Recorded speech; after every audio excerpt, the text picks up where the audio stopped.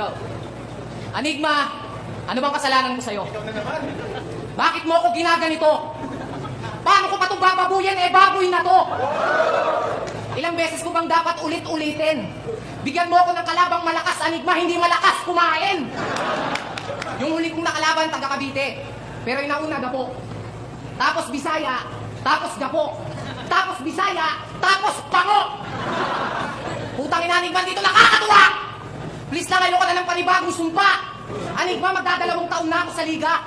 Hindi mo pa rin ako binibigyan ng labang maganda. Itapat mo na kasi yung hari ng ribat sa akin nang mapalitan na!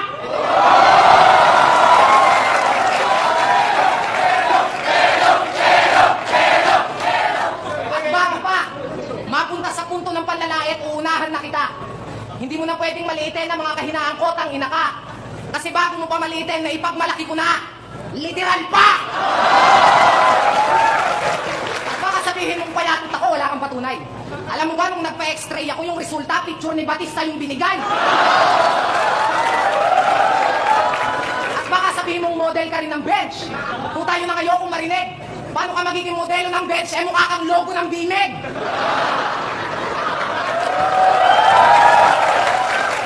Kasi sa Disciplan, ikatlo daw siya. Pero sa flip-top, ikalawa ka gago. Kasi pagkatapos ni Crazy Mix, ikaw na yung pangalawang pinakamataba dito. At wala siyang ghostwriter. Hindi totoo yung issue kay Target. Dahil bago kanya tulungan magsulat, tulungan kanya muna sanang mag-diet. Ako ay isang street fighter na merong street knowledge na tinapat sa isang Sesame Street na amoy sesame seed. Kaya kapatid, hindi sa pagyayabang, sa kamababang uri ng nilalang. Hampas lupang patay gutom na hindi kumakain ng spam.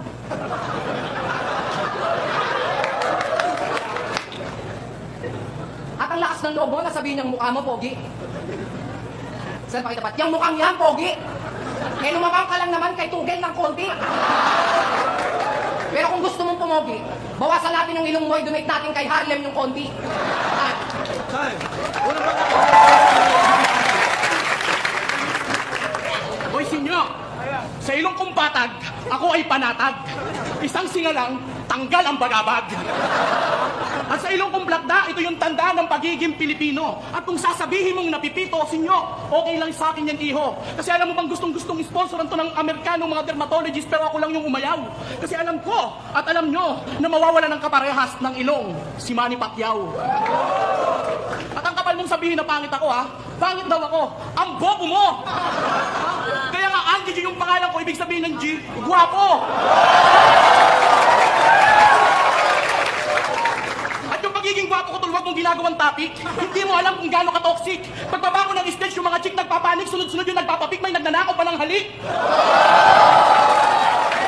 Akala mo panik, gusto ko to? Tol, yung pagiging guwapo, hindi yung basta-basta. Hindi nyo lang alam, yan ang pinakamalaking problema namin ngayong dalawa. Itanong nyo pa kay Abra.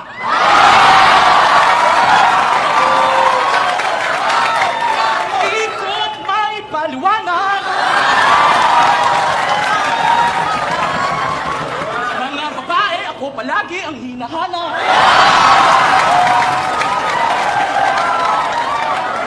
Tol, at alam mo ba, simula pa ng pagsanli ko dito sa flip-top, wala nang humpay na pambababoy. Bakit? Ano bang tingin nyo kay Crazy Mix? Kay Nothing Else? Kay Picoy? Ha? Sa susunod kung manlalait ka ng mataba, tumingin ka muna sa iba. Akala mo ako lang yung nasasaktan? Nasasaktan din sila!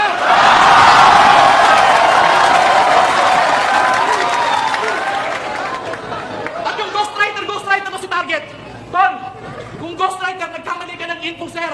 Sa lahat ng mga tao nandirito, aaminin ko na, meron akong ghostwriter. Pero si Silencer. Kaya nga hindi siya nagpapapanalo dahil kapo-focus ka sa akin. Dahil sa disiklala ko lang daw yung bigatin. At nauwi tayo pala. Unang laban ko sa isa buhay. Tinagtad ako ng darat. Atras ako, sabi ko, wag! Pero sa mukha pa rin ako sinuwag. At iwan pa ng isang malaking tanong. Hango sa pangukong ilong. Ha? Sabay bitaw pa ng pinagkaitan ka ng karangalan at kagalingan di ka pinarangalan. Pinangalanan ng mga tanga. Wala ako doon, pero doon isa ka. Ayun, laglag. Ang gusto ko lang ipakita na huwag kang masyadong overconfidence payak pagkat si Andy G nakadefense sa mga nonsense mong ribat.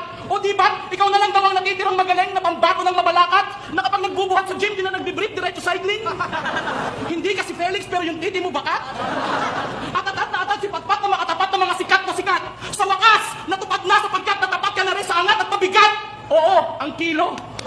PF Pro Palito. Kahit 3 dekada to magbuhat, di ko magiging bato-bato. Kasi sa hulma ng katawan mo, mas lamang ang buto-buto. Hindi ka halatang nag-workout, mukha kang gumagamit ng bato. Payat na macho, gago, hindi yan totoo. Ikwento mo na lang yan sa mga fans mong uto-uto, baka maniwala pa sila sa'yo. Ha? Tapos sabi ng mga fans dito sa Facebook, wow, si Idol Senyor kapag bumabattle, iba na yung level. Gago! Panlinis ka lang ng banyo, Mr. Muscle!